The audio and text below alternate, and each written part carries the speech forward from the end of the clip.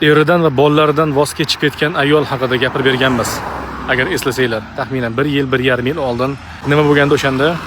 Ayol kishi internet orqali bitta erkak bilan tanishgan, oilasi bo'la turib, eri, bola chaqasi bo'la turib tanishib, onlayn tarzda sevgi, muhabbat qilib yurishgan, bir-birini ko'rmasdan borib shu darajaga borganki, eridan ham, bola chaqasidan ham voz kechib, o'sha erkak bilan yashayman deb ketaverganda.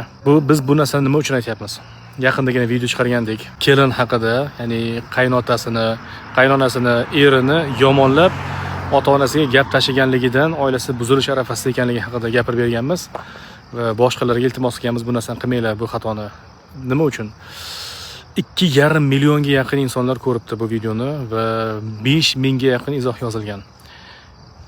Ba'zi insonlar yo'q, kelin noto'g'ri ish qilmagan, gaplashib, ya'ni to'g'ri ish qilgan, xato erida, unga mehr bermagan, e'tibor bermagan va hokazo va hokazo.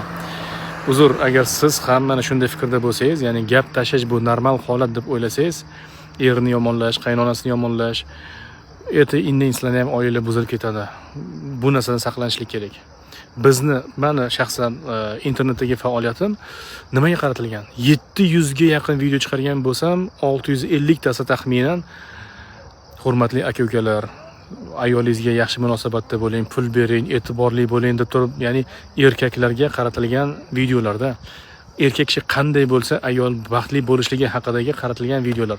Ammo oilada sog'lom muhit bo'lishligi uchun faqat erkak emas, ayol ham harakat qilishligi kerak-da. Va ba'zan biz ayollarga ham nasihat qilib qo'yamiz, ammo ko'tara olmaysizlar-da, bir xil paytlarda ko'tara olmaysizlar va toshbo'ron qilasizlar. Umumiy ma'noda nima demoqchiman? Ba'zan ayollar ham xato qilishadi. Ramazon oyida o'g'irlik qilib qo'lga tushgan kelin haqida ham Telegram kanalimizda gapirib berganmiz. Video dalillar bor. Har doim ham erkak aybdor bo'lavermaydi-da. Yaqindagina Ikrom Sharif ustoz post qo'ygandilar. Agar erkak kishi xato qilsa, o'zi aybdor, ayol kishi xato qilsa, demak erkak aybdor. Hozirgi insonlarda mana shunday tushunchalar bor, ba'zi insonlarda. Yo, bu noto'g'ri tushuncha. Ha, erkak aybdor bo'lsa, o'zi aybdor. Ayol ham xato qilishligi mumkin. Faqat bu narsani to'g'rilashlik kerak, ba'zan uzr-ma'zur qilishlik kerak va afsuslanishlik kerak.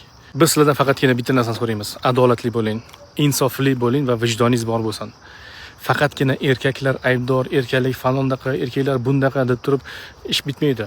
Ba'zan ayollar ham xato qilishadi va ba'zan ayollarni ham isloh qilishlik kerak bo'ladi.